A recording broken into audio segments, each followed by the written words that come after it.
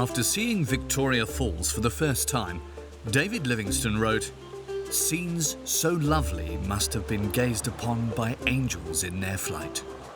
The Zambians call it Mosi o Atunya, or the rumbling smoke. This rumbling resonates throughout Zambia, a country that has never really tapped into its rich resources or invested in its infrastructure. Driving a left hand in Zambia is a bit challenging.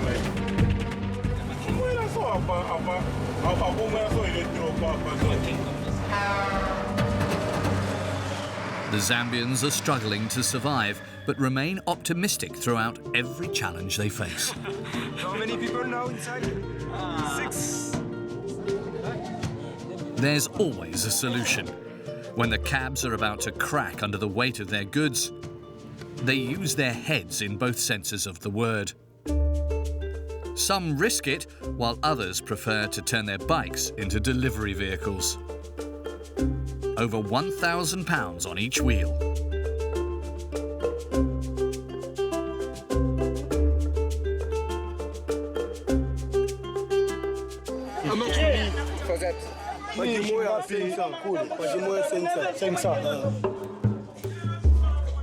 Nothing is thrown out in Zambia, and everything can be fixed. Here in Africa, that's how we do. There are also legendary men in the country who have power beyond measure.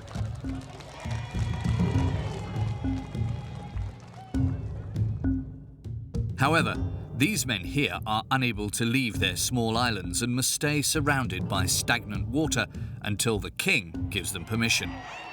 On that day, they'll begin their move in a customary procession that takes them to the highlands.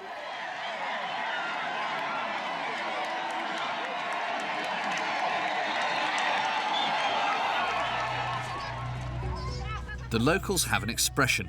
The price of a buffalo is often more than the price of a man.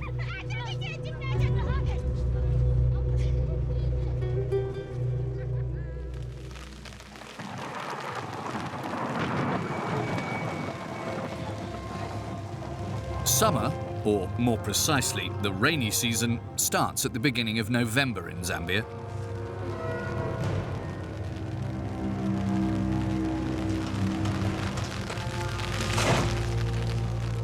Wheels get stuck and the older machines start seizing up. This particular one has provided 42 years of loyal service. Starting the motor requires a certain level of craftsmanship.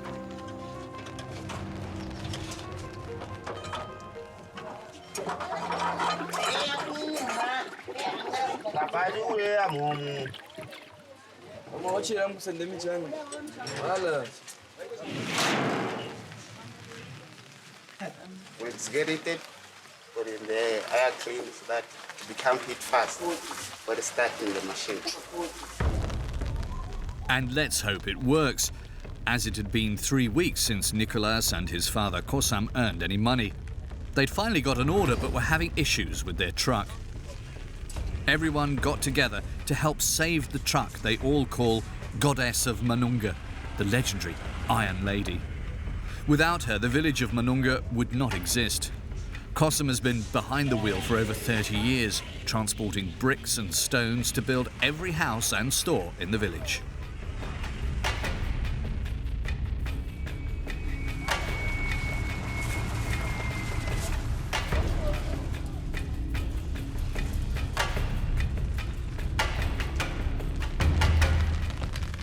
It's very difficult unless you consult some people, get some people from the other places, and you come and push. Yeah, that's where it can move. Very famous. That was 1976. That's when my grandfather bought this. Everyone knows.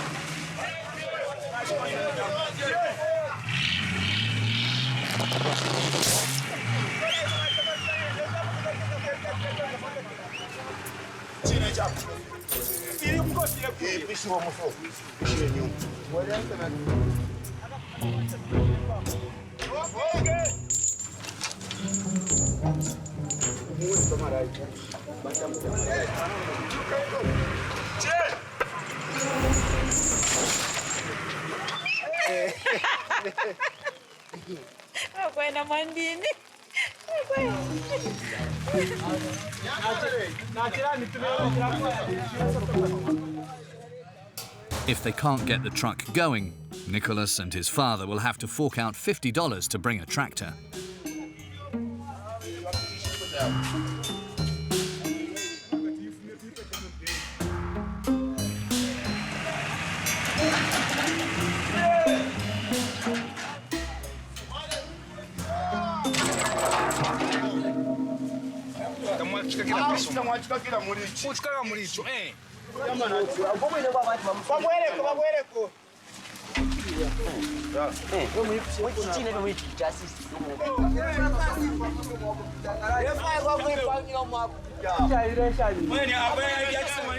And these guys don't have $50 to spare, so they made one last attempt.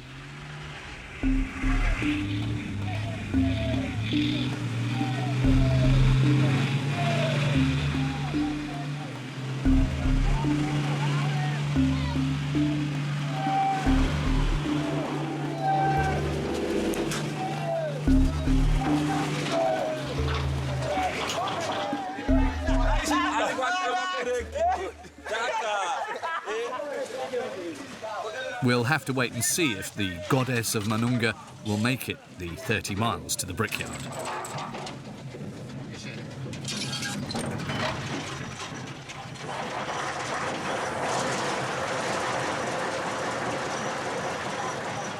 It's hardly the most environmentally friendly vehicle, but this is the least of their worries.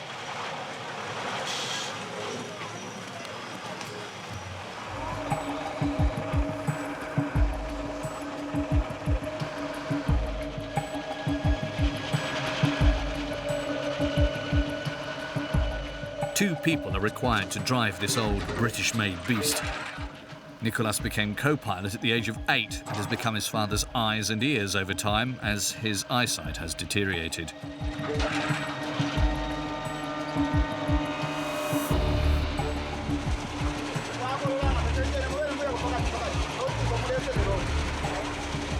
Nicholas not only guides him, but must hold on to the gear stick the entire time.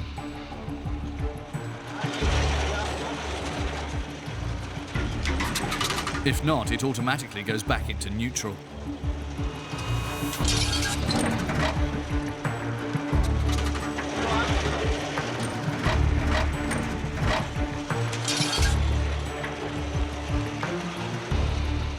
This old British bird is constantly breaking down and groaning, and her latest tantrum meant we had to make an emergency stop for fear something would explode. Time to top up the oil.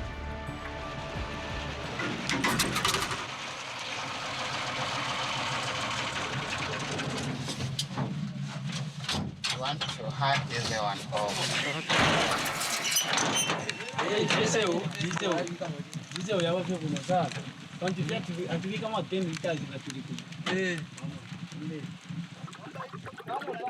Oh, when we move just a short distance, we had then all because there's a leakage somewhere. Here in the engine, the water pump has leakage, so the motor moves. As we are moving, we are moving out. Every stop requires topping it up with 2 litres of oil and a jerry can of gas.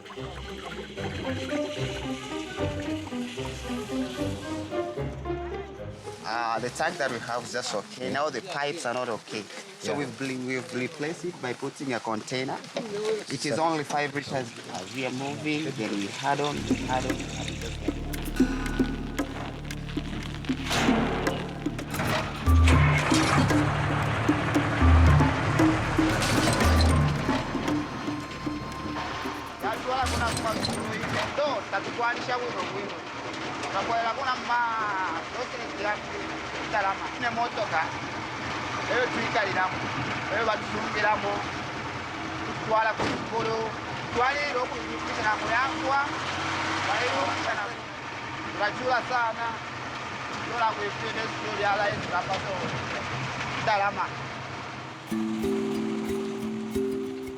It's clear that this old lady's frame is almost damaged beyond repair. Unfortunately, the day the last bolt blows, Nicholas and his father will no longer have a source of income, and neither will their workers.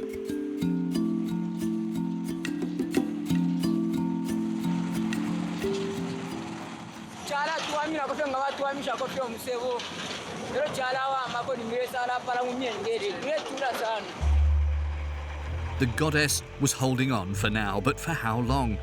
Despite her dramatic damages, at least she's not underwater, like those in the southeast of the kingdom of Barotseland.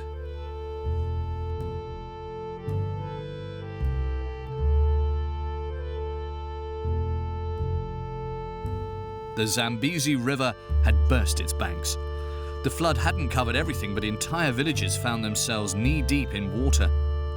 Hundreds of farmers were trapped in their huts, built on the highest part of their fields.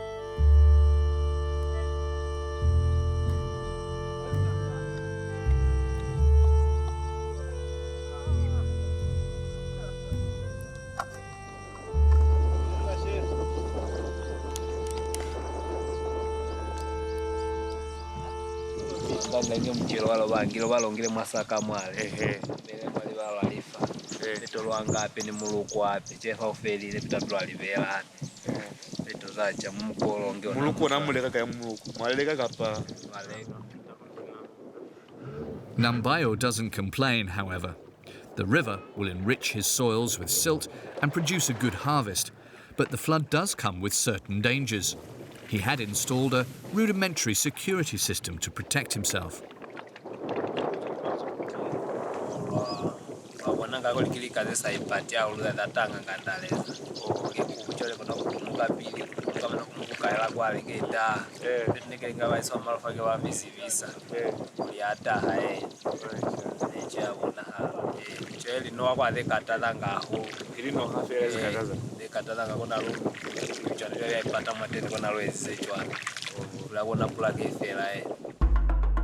But why stay? Why had Nambayo and his neighbours resorted to fishing to survive and refused to leave their flooded lands? Well, because they are part of the Lotse tribe, who will only move from their flooded land when their king permits them. On this day, everyone was finally heading to the highlands in an incredible procession called Kuomboka.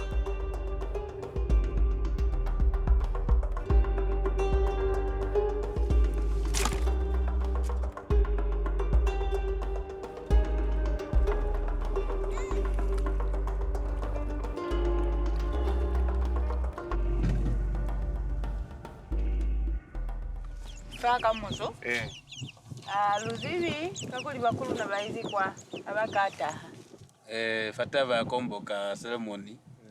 Moma vorozi sichava kafa satavera nganuna lwatavera kakafya luna. Kona kuli nuna lulwa kutwande neke onafa. Usafeza fa kuchache za kuchache petro matela chwe kwali kwandu. Fafahaba. Nafuta kumatafaba kamuso chwala Kuomboka mulena.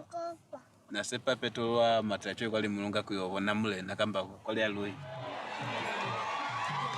Here he is, sporting his 19th century British Admiral's uniform, King Imwiko II, one of the most powerful kings on the African continents. He is Litunga, the guardian of the earth. He's in charge of the entire western province of Zambia and its 650,000 inhabitants.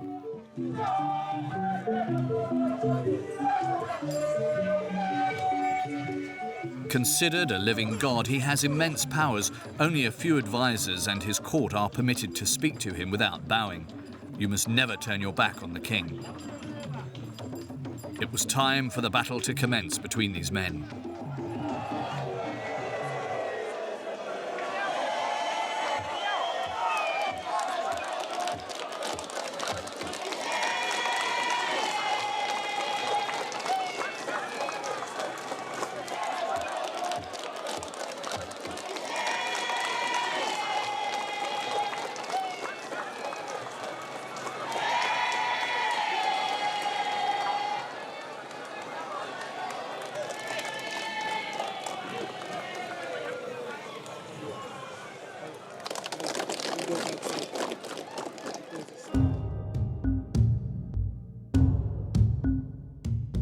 When the river's waters are about to reach the palace, the king commands Kuomboka, literally, get out of the water to join the dry land.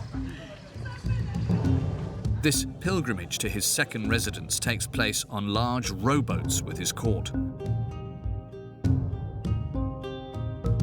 The region's men begin to compete against one another at this point. Everyone wants to be selected as the royal paddler, and this tradition's selection process has been ruthless for over 300 years.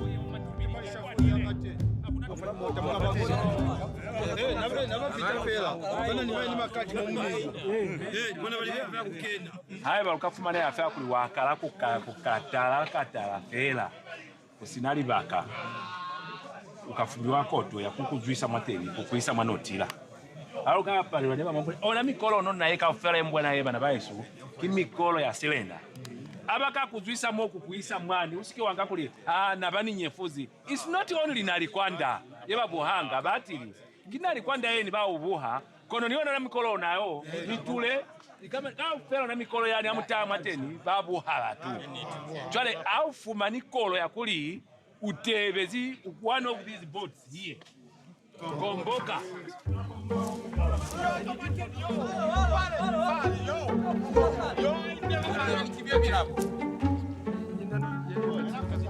The paddle. That's what is important. Yes. And you are not supposed to do it faster or slow, but you know how to paddle properly. Okay. You need to do it in the same rhythm, the same way. It's far from easy. Next, I'm in the papas. We are never on a Fafaba. I'll pretend.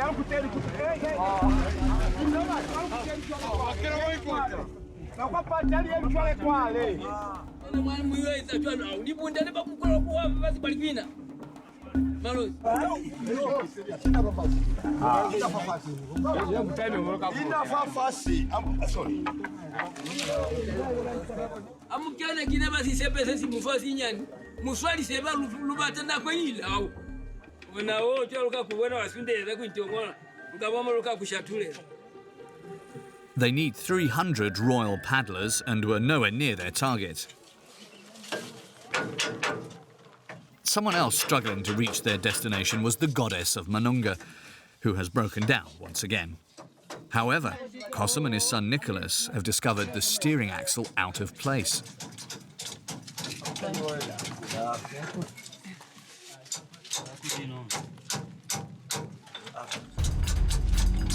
As you can see, the tires moved behind because the U-boat has been gone.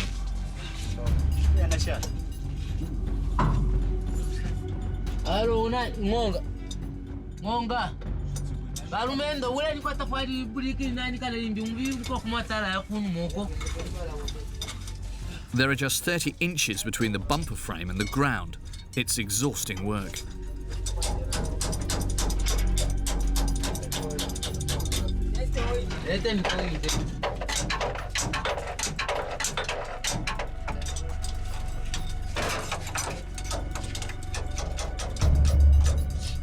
Now she feel like Pamuno. Pamuno got to Macomb, if you have a Pamuno, you know what you have Kabuta.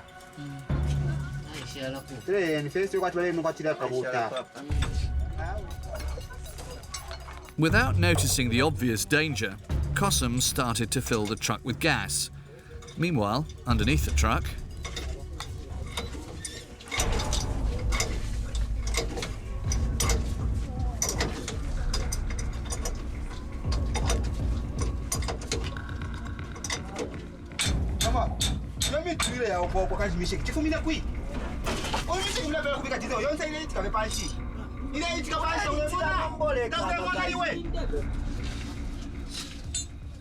the disaster was narrowly avoided, but put everyone in the bad mood.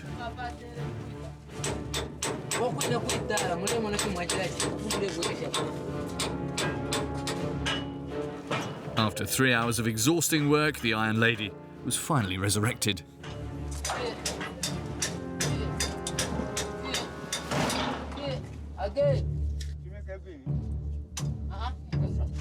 Super sound by the push.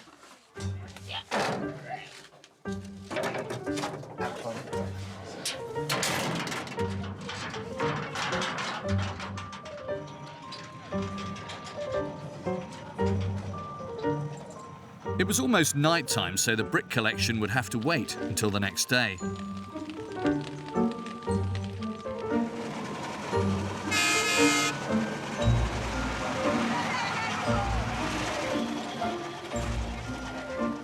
At least on the way back, Nicholas and Kosam were able to pick up a few passengers.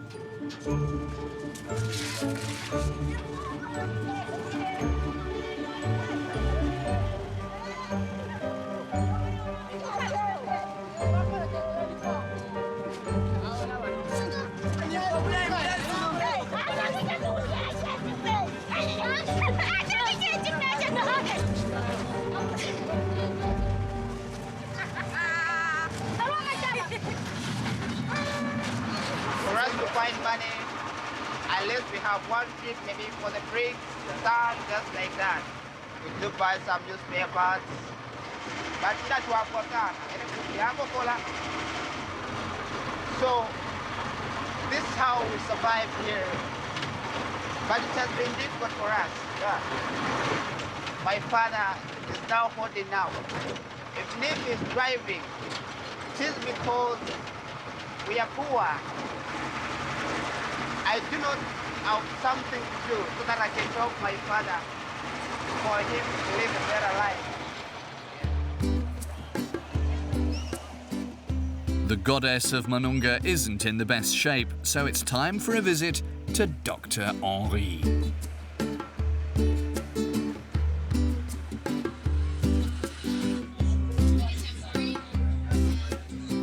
Henri is the only Rasta garage owner around these parts.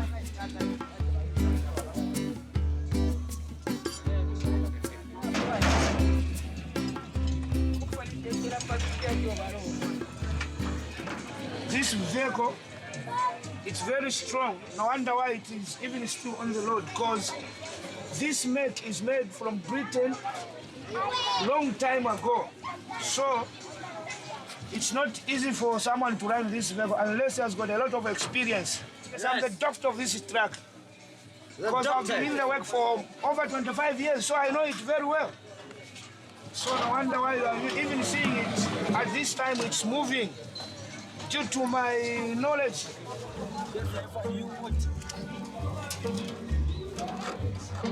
It's okay? Yes, it's okay. It can drive. We can know how many kilometers the truck has, or it's impossible to know? But I think...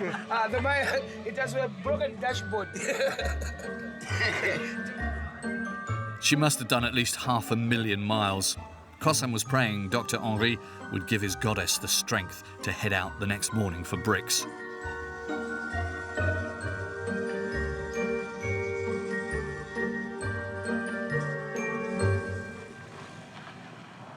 There are thousands of resourceful people in the Zambian provinces, just like Kosam, each earning a living and sometimes risking their lives for just a few cents.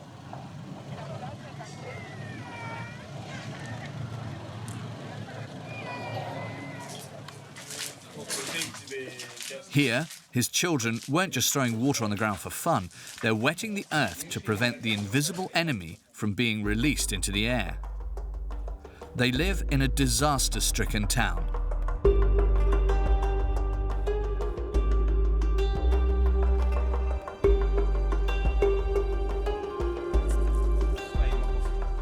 Kabwe is highly polluted by lead and zinc mines.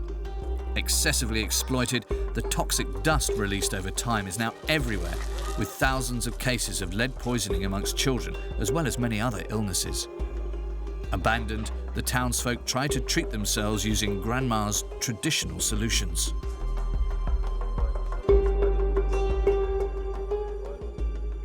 Kutsanga of mass, dikalinga ule na miyo kidalenga.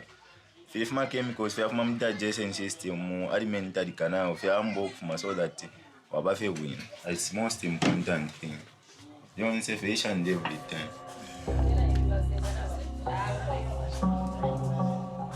These gallons of milk are in fact useless, but seem to have a placebo effect. So much so that Alex and his brother continue to work in the now deserted lead mines. The government shut them down when contamination exceeded warning levels back in 1994, but the town itself has never been depolluted. And rats, as they call themselves, continue to create this deadly dust.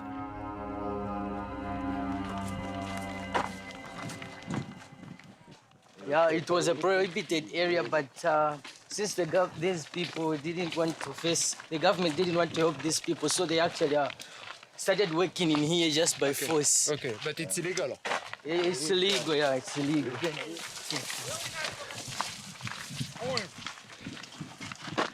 This is what it's called the prohibited area for the danger way. Why is it dangerous? It's very dangerous because of this.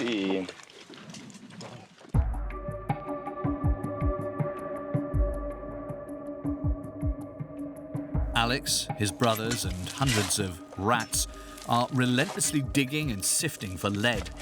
But spending 10 hours a day breathing in metal microparticles is the price to pay just to put food on the table.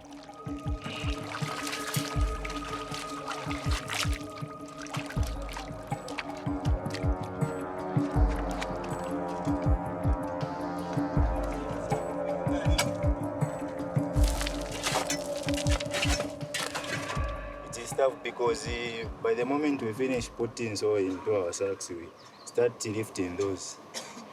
And we usually put them at our back of our neck. Like shinga, mkwata na mshinga every day. 500, 600, 400. It depends according to the way you are working.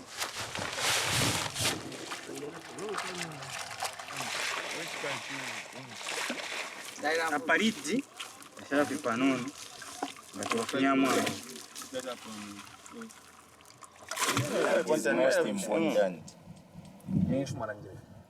it's the one that is usually fine, like more like to savage, and it's the one that is processed first. Okay. First, because the zinc manganese, the zinc dolomite, it's a long process. What to wash and wimba.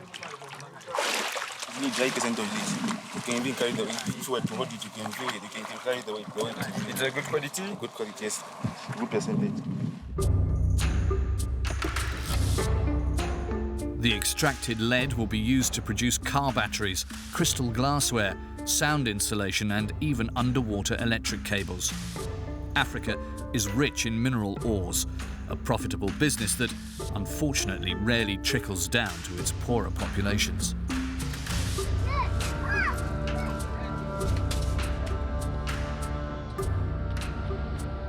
Zambia is the biggest copper producer in Africa. The factory that refines the ore has contaminated the town of Mufulira.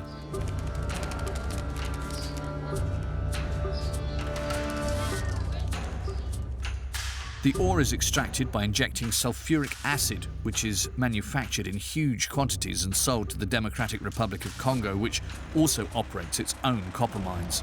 Millions of gallons are transported on the roads, and these trucks are ticking time bombs.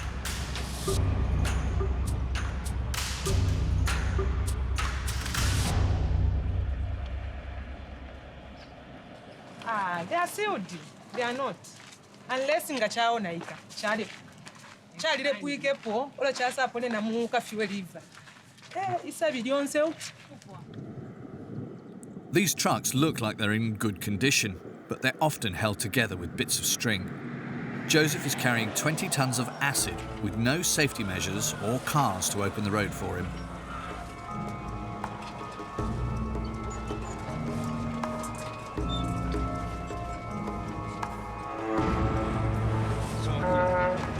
Just have to be extra careful. You know, in towns, a lot of things happen. So, like, there are so many people, pedestrians walking. So, you have to be slow.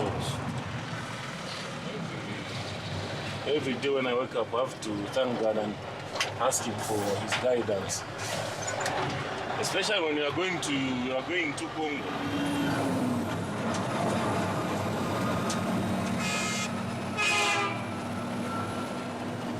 Despite carrying sulfuric acid, Joseph had a good excuse for speeding. Sulfuric acid, you don't drive after 18 hours. 18 hours you park. Yeah. So when it comes to parking, you have to make sure that you drive parked safe, otherwise they'll be beaten up. There are often endless lines of traffic at the border.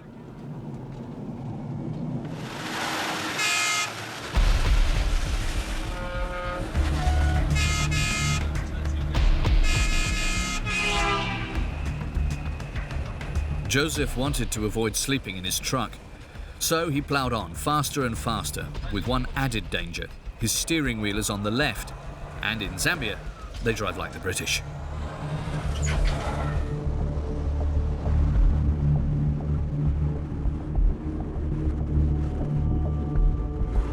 Driving a left hand in Zambia is a bit challenging. Like when you want to overtake, you can't see very clearly. Like, you have to move this side, then that's when you see. So sometimes what you do is you come to your left, you check, that's when you overtake.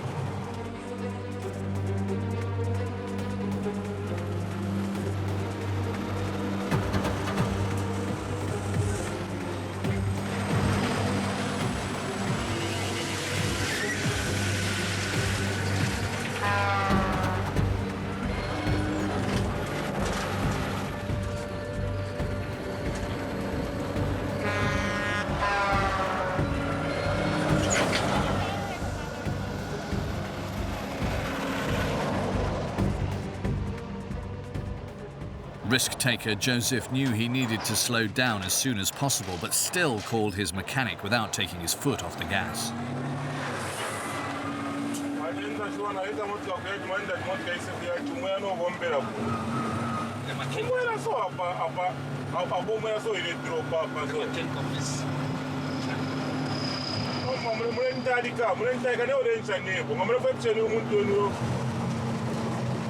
He could very well end up like this driver. You have to be very brave. Every ditch and every time you have to be brave. But at around 4:30 p.m, just 6 miles from the border, Joseph got stuck in a huge traffic jam. He risked his life for nothing and would spend the night in his truck.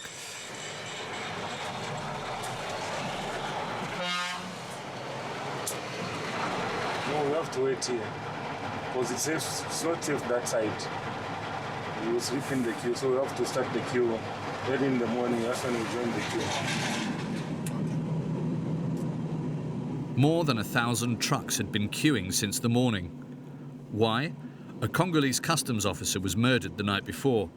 The border was in fact closed. Nobody was getting through.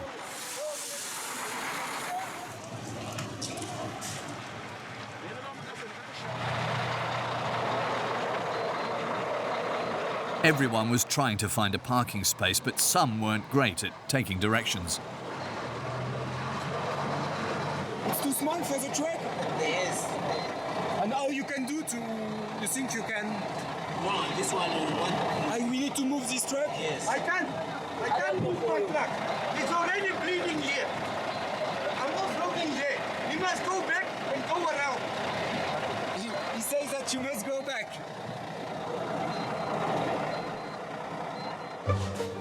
Even under normal circumstances, it can take a week to cross the border, so a group of entrepreneurs have put a system in place to solve this issue. They offer businesses delivery using alternative routes, transporting their goods on their heads or cargo bikes. It even saves these businesses money, as the bribes paid to soldiers are much lower than customs tax.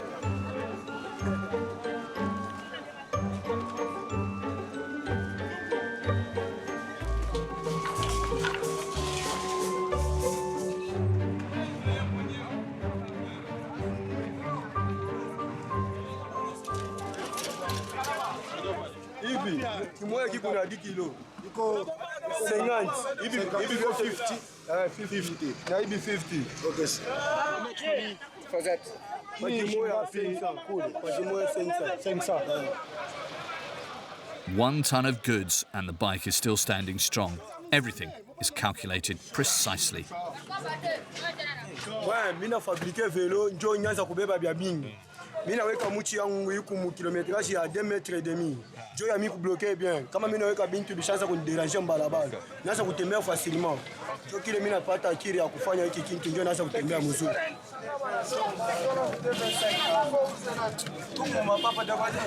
You see this?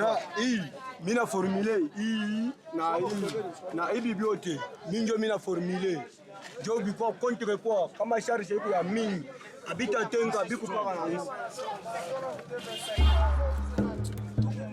Despite this ingenious solution, the bikes still must wade through traffic, often fighting to get through.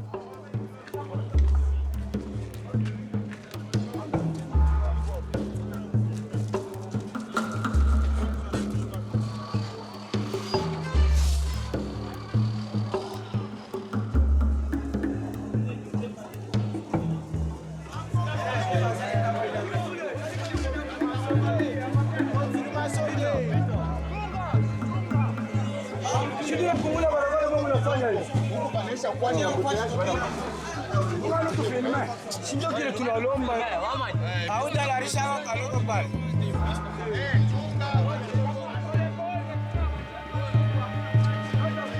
Wewe wewe. Kadogo na mwe kule. Tanisukumana na yeye mafuta mtanguka na mwenyewe atanibloke. Picha. Picha kata huko pale.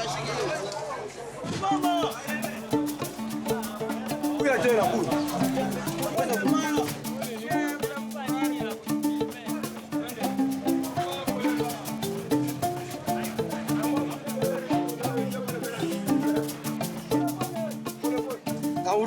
Congo, Zambie. Sur le net. Oui, oui.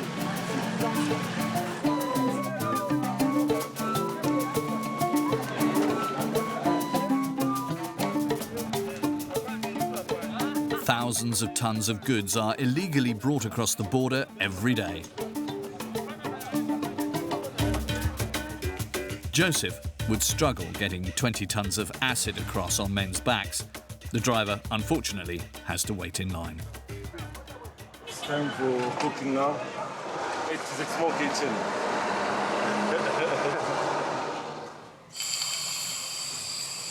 Joseph ended up spending 5 days in the cab of his truck before crossing the border.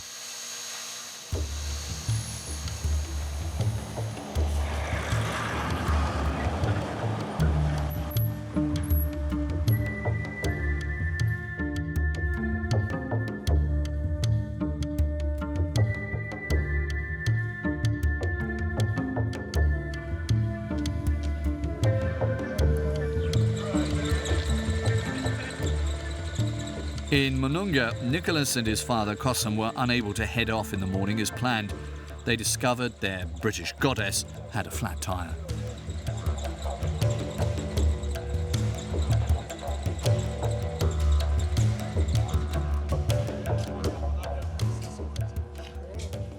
Hapa turemenda mending this patch zero to pompe tubike mu tire so mu checking ashani tire turabika mu mesh check your water and it's efficient. Yes. Here in Africa that's how we do. Sanga wale mfwana sana bafadha turemende ta pangie chikamba cha kumenda pedala.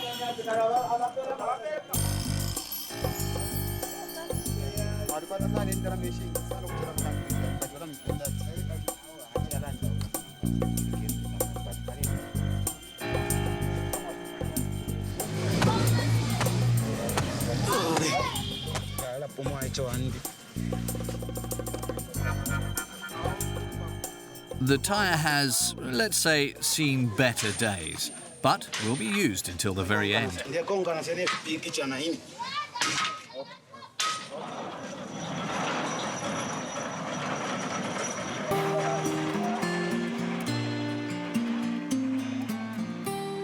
The goddess of Monunga, Kosam's pride and joy, is invincible.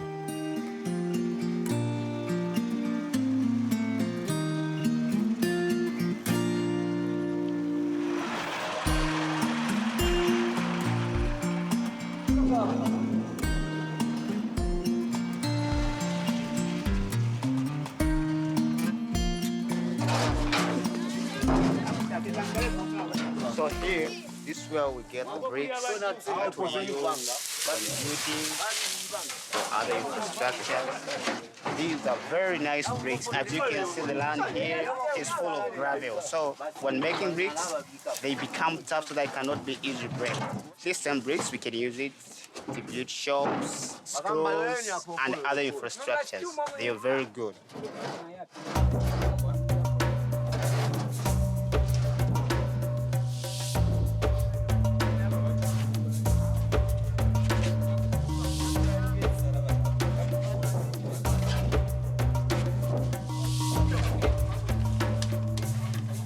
Hemo tusangira na ife muri ifine nga twatama twashitisha nga mwatu shitange ifine twakwata olupya twashitamu efi yakufwala twashitamu efi yakulya na vimbi twabomfya kwefinga fwayo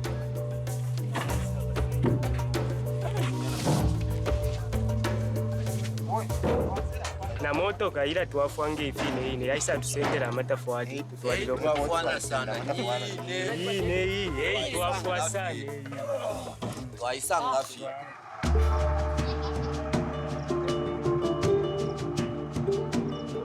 The 42-year-old goddess of Mununga could finally take a well-deserved break.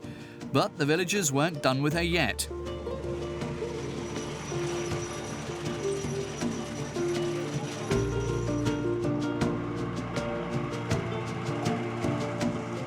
Despite her numerous injuries, this young boy will still see her driving around the village when he's all grown up. This goddess proudly overtakes her more modern counterparts who could never withstand the same damage, showing them that she still has some life in her engine and perpetuating her legend.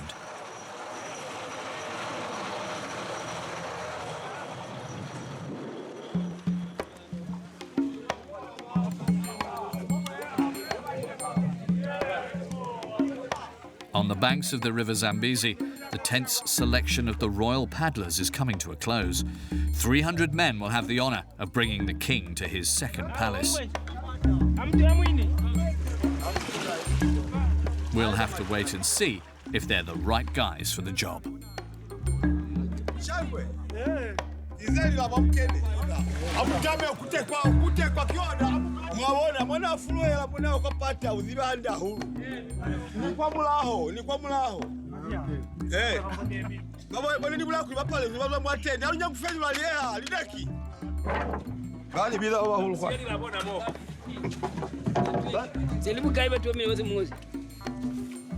This is 1, 2, 3, 4, 5, 6, 2, 23, 24, 25, 26, 27, 28, 29, 40, 41, 42, 43, 44, 45, 46, 47, 48, 49, 50, 51, 52, 53, 54, 55. 55 mwaka. Tomorrow is the big day.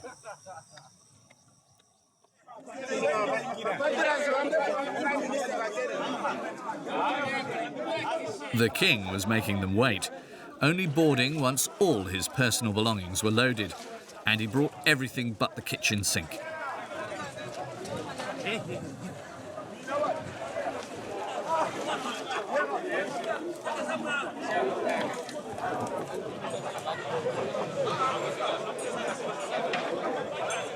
Taking advantage of the chaos, those disgruntled paddlers who've been assigned to less prestigious boats tried to sneak onto the royal boat.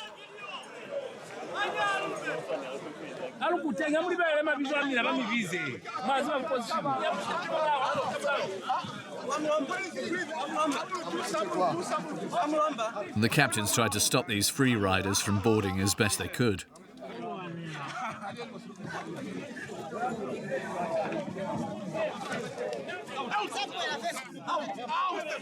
Everyone was confused, so the military tried to calm the situation.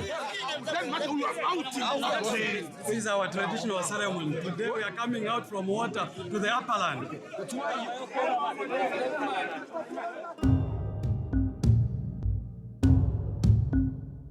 When the king of the Lotsi people sets sail in just a few hours, his people can finally move to more hospitable lands after spending 43 days surrounded by flooded waters.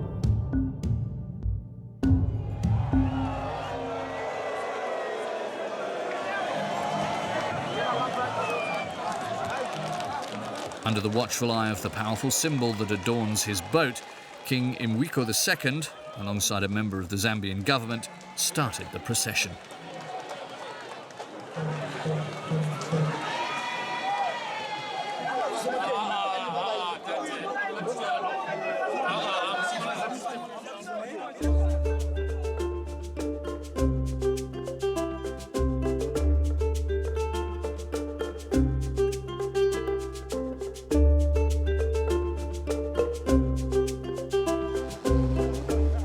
The Queen followed in a slightly smaller boat, with the boats for the court and royal mistresses in her wake.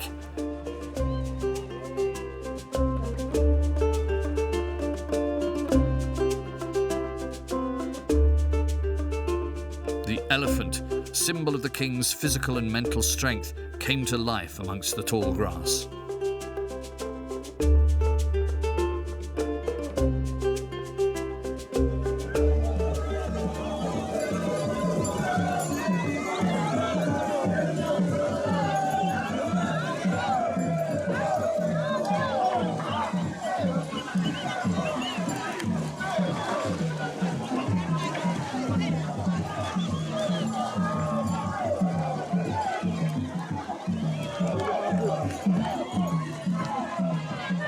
The king finally disembarked on the other side of his kingdom 8 hours later, with the people welcoming their king in a fanfare. The Lotse will celebrate this successful journey for 3 days.